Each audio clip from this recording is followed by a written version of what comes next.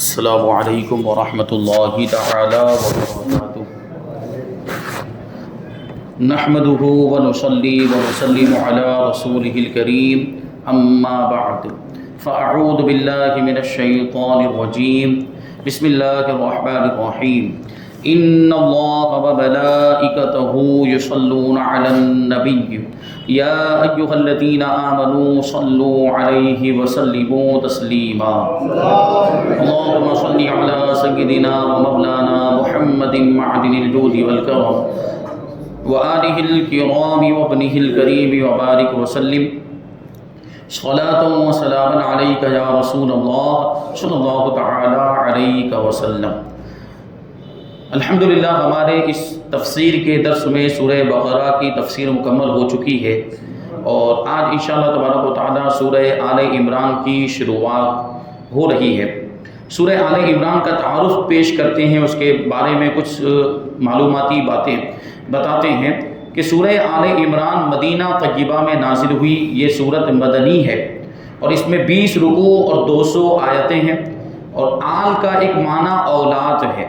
اور اس سورت کے چوتھے اور 5ویں رکوع میں آیت نمبر 33 سے 54 تک میں حضرت مریم رضی اللہ تعالی عنہا کے والد عمران کی آل کی سیرت، یعنی عمران کی اولاد کی سیرت اور ان کے فضائل کا ذکر ہے۔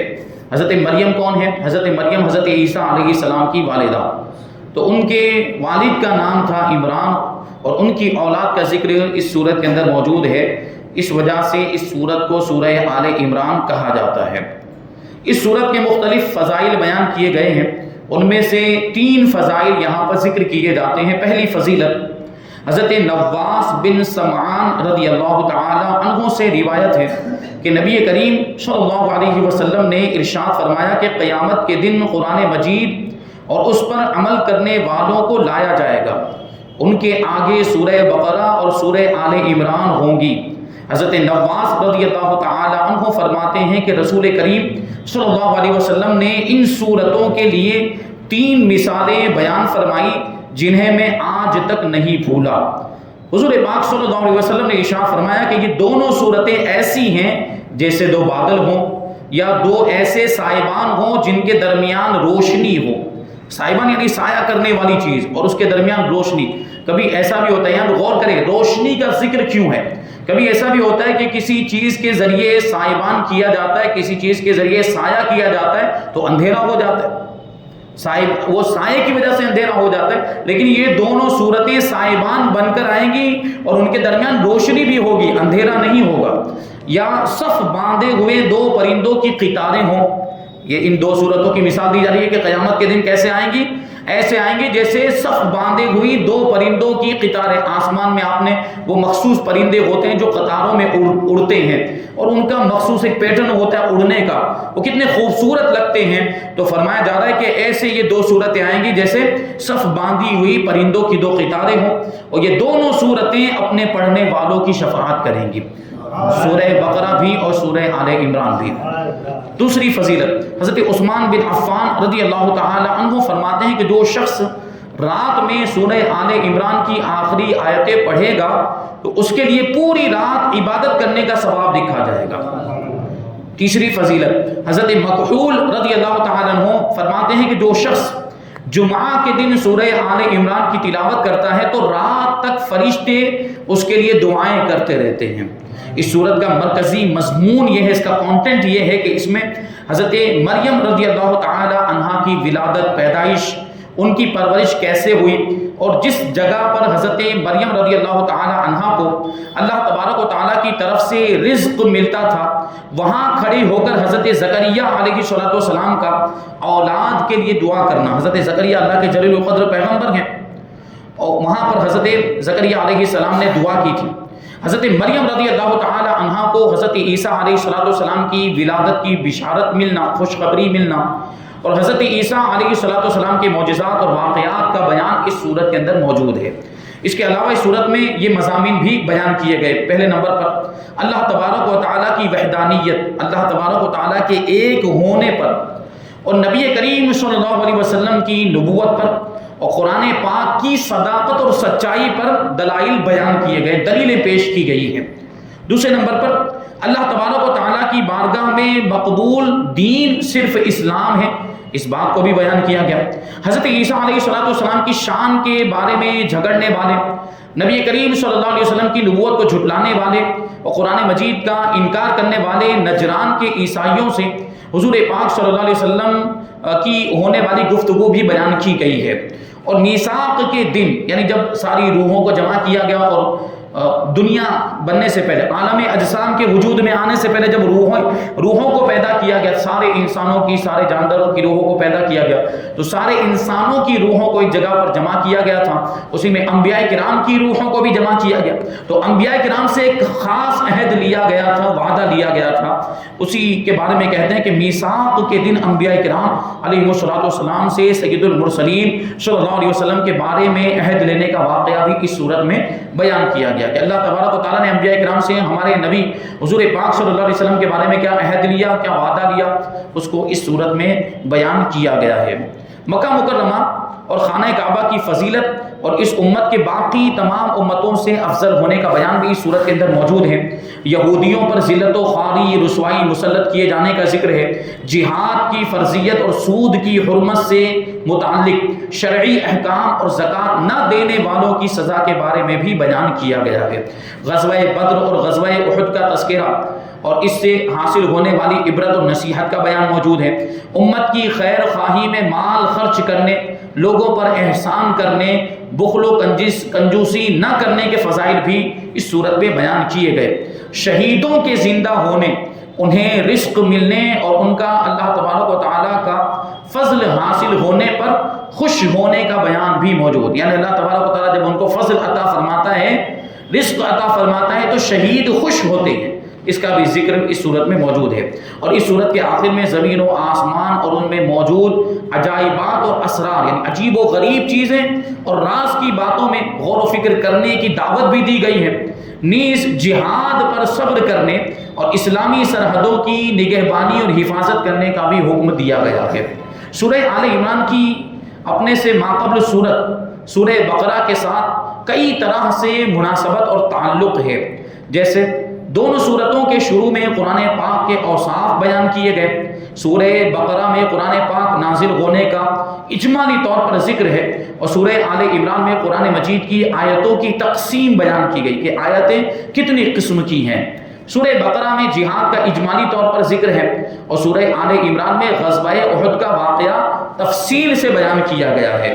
سورہ بقرہ میں جن شرعی احکام کو اجمالی طور پر بیان کیا گیا ہے، انہیں سورہ آل عمران میں تفصیل کے ساتھ بیان کیا گیا۔ سورہ بقرہ میں یہودیوں کا ذکر ہے اور سورہ آل عمران میں عیسائیوں کا ذکر کیا گیا ہے۔ یہاں سے سورہ بقرہ کی شروعات ہوتی ہے۔ ہر سورت کے شروع میں بسم اللہ الرحمن الرحیم یہ لکھا ہوا ہے، سوائے سورہ توبہ کے۔ تو ہم جب بھی کسی سورت کی تلاوت کریں شروع سورت سے، تو ہمیں بسم اللہ الرحمن الرحیم پڑھ لینا چاہیے، اس کی برکتیں شامل ہو جاتی ہیں۔ بسم اللہ الرحمن الرحیم، اللہ کے نام سے شروع جو نہایت مہربان رحمت والا ہے۔ الف لام میم، اللہ لا الہ الا هو الحی القیوم۔ الف لام میم حروف مقطعات میں سے ہے، اس کا معنی اللہ تبارک و تعالیٰ ہی جانتا ہے، اس کے بتانے سے اس کے حبیب پاک صلی اللہ علیہ وسلم جانتے ہیں، ہم اور آپ نہیں جانتے۔ اللہ وہ ہے جس کے سوا کوئی معبود نہیں، جس کے سوا کوئی عبادت کے لائق نہیں، وہ خود زندہ ہے اور دوسروں کو قائم رکھنے والا ہے، دوسروں کو زندہ رکھنے والا ہے۔ الف لام میم کے بارے میں وہی بات کہ ان حروف کو حروف مقطعات کہتے ہیں، اور ان کی مراد اللہ تبارک و تعالیٰ ہی بہتر جانتا ہے۔ اللہ وہ ہے جس کے سوا کوئی معبود نہیں۔ مفسرین نے فرمایا کہ یہ آیت نجران نامی علاقے کے وفد کے بارے میں نازل ہوئی۔ نجران ایک علاقے کا نام، وہاں سے ایک وفد آیا تھا، ایک قافلہ آیا تھا حضور پاک صلی اللہ علیہ وسلم کی بارگاہ میں، عیسائیوں کا قافلہ تھا۔ وہ 60 افراد پر مشتمل تھا، 60 لوگ تھے اس قافلے کے اندر۔ یہ 60 عیسائی حضور پاک صلی اللہ علیہ وسلم کی بارگاہ میں آئے، اس میں سے 14 تو سردار تھے اور 3 قوم کے بڑے مقتدی اور پیشوا آدمی تھے، یعنی وہ قوم میں بڑے عہدے پر فائز تھے۔ ان 3 میں سے ایک ابو حارثہ بن علقمہ تھا، جو عیسائیوں کے تمام علماء اور پادریوں کا پیشوائے اعظم تھا، یعنی سب سے بڑا عالم مانا جاتا تھا، سب سے بڑا پیشوا مانا جاتا تھا۔ عیسائی حکمران بھی اس کی عزت کرتے تھے، بادشاہ بھی اس کی عزت کرتے تھے، ابو حارثہ بن علقمہ کی۔ یہ تمام لوگ عمدہ اور قیمتی لباس پہن کر بڑی شان و شوکت کے ساتھ سرکار دو عالم صلی اللہ علیہ وسلم سے مناظرہ کرنے کے ارادے سے آئے، یعنی ڈیبیٹ کرنے کے لیے آئے حضرت عیسیٰ علیہ السلام کے تعلق سے، کیونکہ حضرت عیسیٰ علیہ السلام کو ہم بھی مانتے ہیں، ہم بھی ان کی نبوت کا اقرار کرتے ہیں اور ان کو اللہ کا نبی مانتے ہیں، ان کی عظمت کا اعتراف کرتے ہیں۔ تو حضرت عیسیٰ علیہ السلام کے بارے میں مناظرہ کرنے کے لیے نجران کے 60 عیسائی حضور پاک صلی اللہ علیہ وسلم کی بارگاہ میں آئے۔ جب یہ مسجد نبوی شریف میں داخل ہوئے تو حضور اقدس صلی اللہ علیہ وسلم اس وقت نماز عصر ادا فرما رہے تھے۔ ان لوگوں کی نماز کا وقت بھی آ گیا، یعنی ان کی نماز مختلف، وہ عبادت کا وقت آ گیا، تو انہوں نے بھی مسجد نبوی شریف ہی میں مشرق یعنی بیت المقدس کی طرف منہ کر کے اپنی نماز شروع کر دی، اپنی عبادت شروع کر دی، ہمارے قبلے کی طرف نہیں، خانہ کعبہ کی طرف رخ کر کے نہیں، بلکہ بیت المقدس کی طرف رخ کر کے انہوں نے عبادت کرنا شروع کر دیا۔ نماز کے بعد نبی کریم صلی اللہ علیہ وسلم سے گفتگو شروع ہو گئی، تو سرکار دو عالم صلی اللہ علیہ وسلم نے فرمایا کہ تم اسلام لے آؤ۔ حضور نے ان کو اسلام کی دعوت دی، تو انہوں نے جواب دیا کہ ہم آپ سے پہلے اسلام لا چکے ہیں۔ تو سرکار کائنات صلی اللہ علیہ وسلم نے فرمایا کہ تمہارا اسلام کا دعویٰ غلط ہے، اور تمہارے اسلام کے غلط ہونے کا سبب یہ ہے کہ تم کہتے ہو کہ اللہ کی اولاد ہے، معاذ اللہ حضرت عیسیٰ علیہ السلام کو اللہ کا بیٹا کہتے ہیں۔ نیز تمہارا صلیب کی پوجا کرنا، صلیب آپ سمجھتے ہیں کراس، جو ان کا مذہبی نشان ہے، وہ سولی جس پر انہوں نے ان کا یہ ماننا ہے، ان کے عقیدے کے مطابق انہوں نے حضرت عیسیٰ علیہ السلام کو سولی پر چڑھا دیا تھا، جبکہ ہمارا عقیدہ جو قرآن پاک کے اندر بیان کیا گیا ہے، اللہ تبارک و تعالیٰ نے حضرت عیسیٰ علیہ السلام کو صحیح سالم آسمان پر اٹھا لیا، وہ اب بھی زندہ ہیں اور قیامت کے قریب دوبارہ دنیا میں تشریف لائیں گے، زمین پر تشریف لائیں گے۔ تو حضور نے کیا فرمایا کہ تمہارا صلیب کی پوجا کرنا یہ بھی اسلام سے مانے ہیں، اسلام کے خلاف ہے، اور تمہارا خنزیر کھانا بھی اسلام کی راہ میں رکاوٹ ہے، کیونکہ خنزیر اسلام میں حرام، اس کے کھانے کی اجازت نہیں ہے۔ تو اس کے جواب میں انہوں نے کیا کہا؟ انہوں نے کہا کہ اگر حضرت عیسیٰ علیہ السلام خدا کے بیٹے نہ ہوں تو بتائیے پھر ان کا باپ کون ہے؟ یعنی حضرت عیسیٰ علیہ السلام بغیر باپ کے پیدا ہوئے، بغیر باپ کے دنیا میں تشریف لائے، صرف حضرت مریم رضی اللہ تعالی عنہا کے ذریعے سے حضرت عیسیٰ علیہ السلام دنیا میں تشریف لائے، آپ کا کوئی باپ نہیں ہے۔ تو انہوں نے یہ اعتراض کیا کہ اگر حضرت عیسیٰ علیہ السلام خدا کے بیٹے نہیں ہے تو پھر ان کا باپ کون ہے؟ تو وہ سب بولنے لگے۔ حضور اکرم صلی اللہ علیہ وسلم نے فرمایا کہ کیا تم نہیں جانتے کہ بیٹا باپ سے ضرور مشابہ یعنی ملتا جلتا ہوتا ہے، باپ سے مشابہت رکھتا ہے؟ انہوں نے اقرار کیا، ہاں ایسی بات ہوتی ہے کہ بیٹا باپ کے مشابہ ہوتا ہے، ملتا جلتا ہوتا ہے۔ پھر نبی کریم صلی اللہ علیہ وسلم نے فرمایا کہ کیا تم نہیں جانتے کہ ہمارا رب حی لا یموت ہے، یعنی ہمارا رب زندہ ہے اور اسے کبھی بھی موت نہیں آئے گی، یہ ہمارے رب کی شان ہے، یہ اس کی صفت ہے، اور اس کے لیے موت ناممکن اور محال ہے۔ اور حضرت عیسیٰ علیہ السلام پر تو موت آنے والی ہے، یعنی ابھی اگرچہ فی الحال آسمان پر اٹھا لیا گیا، لیکن قیامت کے دن جب دوبارہ زمین پر نازل ہوں گے تو پھر آپ کو موت آئے گی۔ اللہ تبارک و تعالیٰ کے وعدے کے تقاضے کے مطابق جو اللہ نے وعدہ فرمایا، کل نفس ذائقۃ الموت، کہ ہر نفس کو، ہر ذی روح کو، ہر جاندار کو موت کا مزہ چکھنا ہے، تو اس قاعدے کی روشنی میں حضرت عیسیٰ علیہ السلام پر بھی موت آنے والی ہے۔ تو اگر حضرت عیسیٰ علیہ السلام اللہ کے بیٹے ہوتے تو ان پر موت نہیں آنی چاہیے، ان کا انتقال نہیں ہونا چاہیے تھا، تو انہوں نے اس کا بھی اقرار کیا۔ پھر تاجدار رسالت صلی اللہ علیہ وسلم نے فرمایا کہ کیا تم نہیں جانتے کہ ہمارا رب بندوں کا کارساز ہے، یعنی بندوں کے کام بنانے والا اور ان کی حقیقی حفاظت کرنے والا اور روزی دینے والا ہے؟ انہوں نے کہا جی ہاں۔ تو نبی کریم صلی اللہ علیہ وسلم نے اس پر ارشاد فرمایا کہ کیا حضرت عیسیٰ علیہ السلام بھی ایسے ہی ہیں؟ انہوں نے جواب دیا نہیں۔ اس پر نبی کریم صلی اللہ علیہ وسلم نے فرمایا کہ کیا تم نہیں جانتے کہ اللہ تبارک و تعالیٰ پر آسمان و زمین کی کوئی چیز پوشیدہ نہیں؟ انہوں نے اقرار کیا۔ حضور پاک صلی اللہ علیہ وسلم نے فرمایا کہ کیا حضرت عیسیٰ علیہ السلام کے عیسیٰ علیہ السلام اللہ تبارک و تعالیٰ کے بتائے بغیر اس میں سے کچھ جانتے ہیں؟ یعنی جو بھی چیزیں دنیا کی، اللہ تبارک و تعالیٰ پر تو کوئی چیز پوشیدہ نہیں، لیکن اللہ کے نبیوں کو جو بھی علم ملتا ہے، بلکہ اللہ کے محبوب بندوں کو، عام انسانوں کو بھی جو بھی علم ملتا ہے وہ اللہ تبارک و تعالیٰ کی عطا سے ملتا ہے۔ تو اگر اللہ کے نبی پوشیدہ چیزوں کو جانتے بھی ہیں، غیب کا علم رکھتے بھی ہیں، تو اللہ کے عطا فرمانے کی وجہ سے، اللہ تبارک و تعالیٰ کے علم دینے کی وجہ سے۔ تو حضور نے یہی سوال پوچھا کہ بتاؤ کہ کیا حضرت عیسیٰ علیہ السلام اللہ تبارک و تعالیٰ کے بتائے بغیر ان چیزوں میں سے کوئی چیز جانتے ہیں؟ انہوں نے کہا نہیں، یعنی جو بھی جانتے ہیں وہ اللہ کے بتانے سے جانتے ہیں۔ تو رسول اکرم صلی اللہ علیہ وسلم نے فرمایا کہ کیا تم نہیں جانتے کہ حضرت عیسیٰ علیہ السلام حمل میں رہے اور پیدا ہونے والوں کی طرح پیدا ہوئے اور بچوں کی طرح انہیں غذا دی گئی اور وہ کھاتے پیتے تھے اور ان میں بشری تقاضے بھی موجود تھے، یعنی جس طرح عام بچہ پیدا ہوتا ہے ویسے ہی حضرت عیسیٰ علیہ السلام بھی پیدا ہوئے 9 مہینے تک اگرچہ نہیں رہے، عام بچہ 9 مہینے تک رہتا ہے، حضرت عیسیٰ علیہ السلام اگرچہ 9 مہینے تک اپنی والدہ کے پیٹ میں نہیں رہے لیکن حمل میں ضرور رہے، اور پھر وہ پیدا ہونے کے بعد ان کو غذا بھی دی جاتی تھی، دودھ بھی پلایا جاتا تھا اور وہ کھاتے پیتے بھی تھے اور ان کے اندر بشری تقاضے بھی موجود تھے۔ بشری تقاضے آپ لوگ سمجھ لیں، انسانیت کے سے تعلق رکھنے والی جو چیزیں ہوتی ہیں، انسان میں ہے تو اس کے اندر جو چیزیں ہونا ضروری وہ چیز حضرت عیسیٰ علیہ السلام کے اندر بھی تھی۔ تو عیسائیوں نے اس کا بھی اقرار کیا۔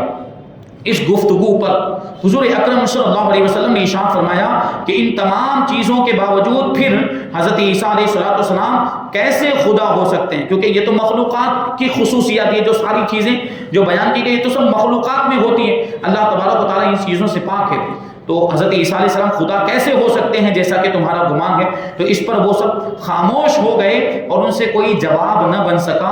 تو اس پر سورہ آل عمران کی شروع سے لے کر تقریباً 80 آیتیں نازل ہوئی، اور اس واقعے سے معلوم ہوا کہ صحیح عقائد کو ثابت کرنے اور ان کے دفاع کے لیے مناظرہ کرنا یہ سنت ہے، کیونکہ نبی پاک صلی اللہ علیہ وسلم نے مناظرہ کیا، یا یوں کہہ لیجئے کہ وہ مناظرہ کرنے کے لیے آئے تھے، بحث و مباحثہ کرنے کے لیے آئے تھے، تو حضور نے ان کا جواب دیا اور دفاع فرمایا، ڈیفینس کیا۔